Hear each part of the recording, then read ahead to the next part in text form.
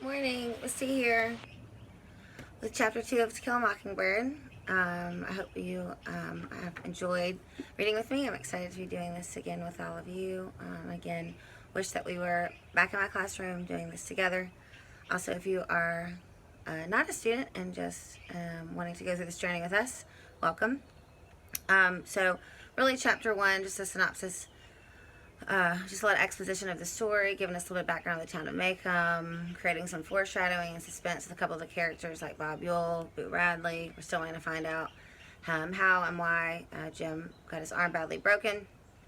But we're kind of really getting into the voice of Scout as a child, and she's going to really, all of part 1 is her telling of the adventures of Dill and figuring out who Boo Radley is.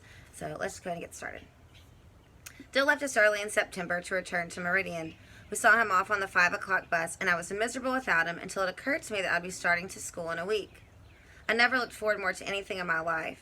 Hours of winter time had found me in the treehouse, looking over at the schoolyard, spying on multitudes of children through a 2-power telescope Jim had given me, learning their games, following Jim's red jacket through wriggling circles of blind man's buff, secretly sharing their misfortunes and minor victories. I longed to join them. Jim condescended to take me to school the first day, a job usually done by one's parents, but Atticus had said Jim would be delighted to show me where my room was. I think some money changed hands in this transaction, for as we trotted around the corner past the Radley place, I heard an unfamiliar jingle in Jim's pockets. When we slowed to a walk at the edge of the schoolyard, Jim was careful to explain that during school hours I was not to bother him. I was not to approach him with requests to enact a chapter of Tarzan and the Ant-Man, to embarrass him with references to his private life, or tag along with him at recess and noon. I was to stick with the first grade, and he would stick with the 5th. In short, I was to leave him alone. "You mean we can't play anymore?" I asked. "We'll do like we always do at home," he said, "but you'll see, school's different."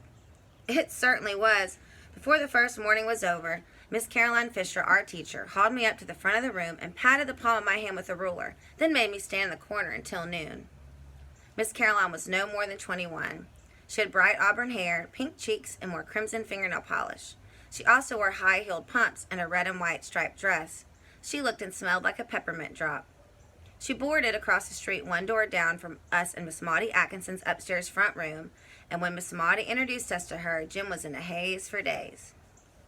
Miss Caroline printed her name on the blackboard and said, "This says I am Miss Caroline Fisher. I'm from North Alabama, from Winston County." The class murmured apprehensively, should she prove to harbor her share of peculiarities indigenous to that region. When Alabama seceded from the Union on January 11, 1861, Winston County seceded from Alabama, and every child in Maycomb knew it. North Alabama was full of liquor interests, big mules, steel companies, Republicans, professors, and other persons of no background. So this paragraph really serves to show that there are just some underlying prejudices in the community that will be explored with race later, but it's just Harper Lee's developing the idea that these kids already are wary of these people from Winston County based on just the fact that they've heard their parents talk about it and not of any experience of their own. Miss Caroline began the day by reading us a story about cats. The cats had long conversations with one another. They wore cunning little clothes and lived in a warm house beneath the kitchen stove. By the time Mrs. Cat called the drugstore for an order of chocolate malted mice, the class was wriggling like a bucket full of catawba worms. Miss Caroline seemed unaware that the ragged, denim-shirted, and flour-sack-skirted first grade, most of whom had chopped cotton and fed hogs from the time they were able to walk, were immune to imaginative literature. Miss Caroline came to the end of the story and said, "Oh my, wasn't that nice?" Then she went to the blackboard and printed the alphabet in enormous square capitals, turned to the class and asked, "Does anybody know what these are?" Everybody did. Most of the first grade had failed it last year. This chapter 2 and all the chapters about Scout at School really serve as sort of a satire of the public school system. She's just sort of ridiculing the way that the school system works, and that Miss Caroline is unaware really of how to teach these kids in a way that feels relevant to them. When she says that most of the first grade had failed last year and that the system is failing them in some way. I suppose she chose me because she knew my name. As I read the alphabet, a faint line appeared between her eyebrows. And after making me read most of my first reader and the stock market quotations from the Mobile Register aloud, she discovered that I was literate and looked at me with more than faint distaste. Miss Caroline told me to tell my father not to teach me anymore. It would interfere with my reading. "Teach me?" I said in surprise. "He hasn't taught me anything, Miss Caroline. Atticus ain't got time to teach me anything," I added. Well, Miss Caroline smiled and shook her head. Why, he's so tired at night he just sits in the living room and reads. If he didn't teach you, who did? Miss Caroline asked good-naturedly. Somebody did. You weren't born reading the Mobile Register. Jim says I was. He read in a book where I was a bullfinch instead of a finch. Jim says my name's really Jean Louise Bullfinch, that I got swapped when I was born, and I'm really a... Miss Caroline apparently thought I was lying. Let's not let our imaginations run away with us, dear, she said. Now you tell your father not to teach you any more. It's best to begin reading with a fresh mind. You tell him I'll take over from here and try to undo the damage. Ma'am? Your father does not know how to teach. You can have a seat now. I mumbled that I was sorry and retired meditating upon my crime. I never deliberately learned to read. But somehow I've been wallowing illicitly in the daily papers. In the long hours of church, was it then I learned? I could not remember not being able to read hymns.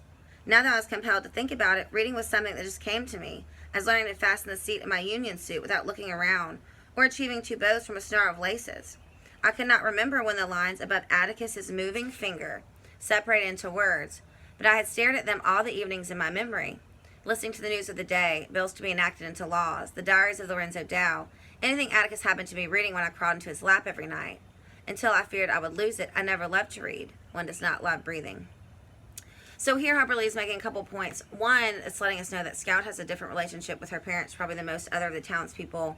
That Atticus values education. He reads every night, and was able to teach Scout how to read by just, as he was reading, following the words with his finger. And that was a very effective way for her to learn, which isn't the way that the school's going to use, and Harper Lee's, making a point about that. Also, just to set up the point that Scout has some advantages that some of the other town children do not. I knew I had annoyed Miss Caroline, so I let well enough alone and stared out of the window until recess, when Jim cut me from the covey of first graders in the schoolyard. He asked how I was getting along, and I told him. If I didn't have to stay, I'd leave. Jim, that damn lady says Atticus been teaching me to read, and for him to stop it. Don't worry, Scout, Jim comforted me. Our teacher says Miss Caroline's introducing a new way of teaching. She learned about it in college. It'll be in all the grades soon. You don't have to learn much out of books that way. It's like, if you want to learn about cows, you go milk one, you see? Yeah, Jim, but I don't want to study cows. Sure you do. You have to know about cows. They're a big part of life in Macomb County. I contented myself with asking Jim if he'd lost his mind. I'm just trying to tell you the new way they're teaching the first grade stubborn is the Dewey Decimal System. Having never questioned Jim's pronouncements, I saw no reason to begin now. The Dewey Decimal System consisted in part of Miss Caroline waving cards at us on which were printed thee, cat, rat, man, and you. No comment seemed to be expected of us, and the class received these impressionistic revelations in silence. I was bored, so I began a letter to Dill. Miss Caroline caught me writing and told me to tell my father to stop teaching me. Besides, she said, we don't write in the first grade, we print. You won't learn to write until you're in the 3rd grade. She means cursive here. Okay, so the Dewey Decimal System, I love this part. This is just meant to be some humor. Obviously, the Dewey Decimal System is not a way of teaching. The Dewey Decimal System is how you classify books in the library. I hope that you all know this. But there is a father of education who has, a teaching style whose last name is Dewey, and Jim is just getting those two things confused. Another point that Harper Lee is making here is that Scout just kind of takes Jim's word as truth. She trusts him as her big brother. She thinks that he's smart. She believes what he says. So she says, having never questioned Jim's pronouncements, she just goes along with what he says. Calpurnia was to blame for this. They mean the cursive writing. It kept me driving her crazy on rainy days, I guess. She would set me a writing task by scrawling the alphabet firmly across the top of a tablet, then copying out a chapter of the Bible beneath. If I reproduced her penmanship satisfactorily, she rewarded me with an open-faced sandwich of bread and butter and sugar. In Calpurnia's teaching, there was no sentimentality. I seldom pleased her, and she seldom rewarded me. Everybody who goes home to lunch, hold up your hands, said Miss Caroline, breaking to my new grudge against Calpurnia.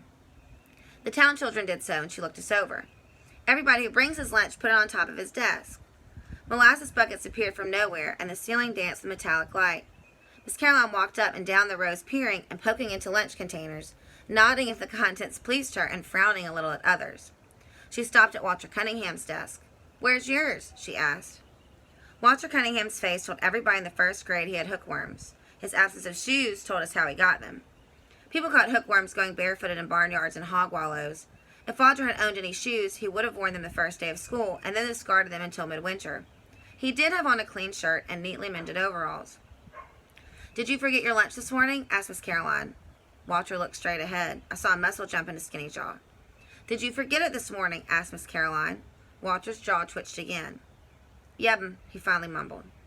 Miss Caroline went to her desk and opened her purse. Here's a quarter, she said to Walter. Go and eat downtown today. You can pay me back tomorrow. Walter shook his head. No, ma'am, thank you, ma'am, he drawled softly. Impatience crept into Miss Caroline's voice. Here, Walter, come and get it. Walter shook his head again. When Walter shook his head a third time, someone whispered, Go on and tell her, Scout. I turned around and saw most of the town people and the entire bus delegation looking at me. Miss Caroline and I had conferred twice already, and they were looking at me in the innocent assurance that familiarity breeds understanding. I rose graciously on Walter's behalf. Miss Caroline? What is it, Jean Louise? Miss Caroline, he's a Cunningham. And I sat back down. What, Jean Louise? I thought I'd made things sufficiently clear. It was clear enough to the rest of us. Walter Cunningham was sitting there lying his head off. He didn't forget his lunch. He didn't have any. He had none today, nor would he have any tomorrow or the next day. He'd probably never seen 3 quarters together at the same time in his life. I tried again. Walter's one of the Cunninghams, Miss Caroline. I beg your pardon, Jean Louise. Well, that's okay, ma'am. You'll get to know all the county folks after a while. The Cunninghams never took anything off they can't pay back. No church baskets and no script stamps. They never took anything off of anybody. They get along with what they have. They don't have much, but they get along with it. My special knowledge of the Cunningham tribe, one branch that is, was gained from events of last winter. Walter's father was one of Atticus's clients, and after a dreary conversation in our living room one night about his entailment, before Mr. Cunningham left, he said, Mr. Finch, I don't know when I'll ever be able to pay you. Let that be the least of your worries, Walter, Atticus said. When I asked Jim what entailment was, and Jim described it as a condition of having your tail in a crack, I asked Atticus if Mr. Cunningham would ever pay us. Not in money, Atticus said, but before the year's out, I'll have been paid. You watch. And we watched. One morning, Jim and I found a load of stovewood in the backyard. Later, a sack of hickory nuts appeared on the back steps. With Christmas came a crate of flax and holly. And that spring, when we found a croaker sack full of turnip greens, Atticus said Mr. Cunningham had more than paid him. Why does he pay you like that? I asked. Because that's the only way he can pay me. He has no money. Are we poor, Atticus? Atticus nodded. We are indeed. Jim's nose wrinkled. Are we as poor as the Cunninghams? Not exactly. The Cunninghams are country folks and farmers, and the crash hit them the hardest. Atticus said professional people were poor because the farmers were poor. As Macomb County was farm country, nickels and dimes were hard to come by for doctors and dentists and lawyers. Entailment was only a part of Mr. Cunningham's vexations. The acres not entailed were mortgaged to the hilt, and the little cash he made went to interest. If he held his mouth right, Mr. Cunningham could get a WPA job, but his land would go to ruin if he left it, and he was willing to go hungry and keep his land and vote as he pleased. Mr. Cunningham, said Atticus, came from a set breed of men. WPA is a reference to FDR's programs trying to help after the Great Depression. Sorry, there's a bug. As the Cunninghams had no money to pay a lawyer, they simply paid us with what they had. Did you know, said Atticus, that Dr. Reynolds works the same way? He charges some folks a bushel of potatoes for the delivery of a baby. Miss Scout, if you give me your attention, I'll tell you what entailment is. Jim's definitions are very nearly accurate sometimes. If I could explain these things to Miss Caroline, I would have saved myself some inconvenience and Miss Caroline's subsequent mortification. But it was beyond my ability to explain things as well as Atticus. So I said, You're shaming him, Miss Caroline. Walter hasn't got a quarter at home to bring you, and you can't use any stove wood. Miss Caroline stood stock still, then grabbed me by the collar and hauled me back to her desk. Jean Louise, I've had about enough of you this morning, she said. You're starting off on the wrong foot in every way, my dear. Hold out your hand. I thought she was going to spit in it, which was the only reason anybody make him held out his hand. It was a time-honored method of sealing oral contracts. Wondering what bargain we had made, I turned to the class for an answer. But the class looked back at me in puzzlement. Miss Caroline picked up her ruler, gave me half a dozen quick little pats, then told me to stand in the corner. A storm of laughter broke loose when it finally occurred to the class that Miss Caroline had whipped me. When Miss Caroline threatened it with a similar fate, the first grade exploded again, becoming cold sober only when the shadow of Miss Blunt fell over them. Miss Blunt, a native Macomian, as yet uninitiated in the mysteries of the decimal system, appeared at the door, hands on hips, and announced, If I hear another sound from this room, I'll burn everybody in it. Miss Caroline, the 6th grade cannot concentrate on the pyramids for all this racket. My sojourn in the corner was a short one. Saved by the bell, Miss Caroline watched the class file out for lunch. As I was the last to leave, I saw her sink down into her chair and bury her head in her arms. Had her conduct been more friendly toward me, I would have felt sorry for her. She was a pretty little thing. So then the chapter It's only lunchtime. We see that Scout has had a terrible day at school. But we've learned a lot about the town, and that the town's children, they're familiar with what people's last names mean. If you're Cunningham, it means that you're poor. And that they're hardworking and they don't take anything they can't pay back. These are just things that they have learned from their parents. And Harperley's playing on the idea, which we'll get to later, that things like racism are things that you're not born with, but they're taught to you by your parents. And we'll see a lot of other adults in Scout's life sort of compared to Miss Caroline as a teacher, and some who are true teachers are Calpurnia, Atticus, her neighbors that we'll come into later, Jim, her big brother. All right, well, I'll see y'all tomorrow. Bye.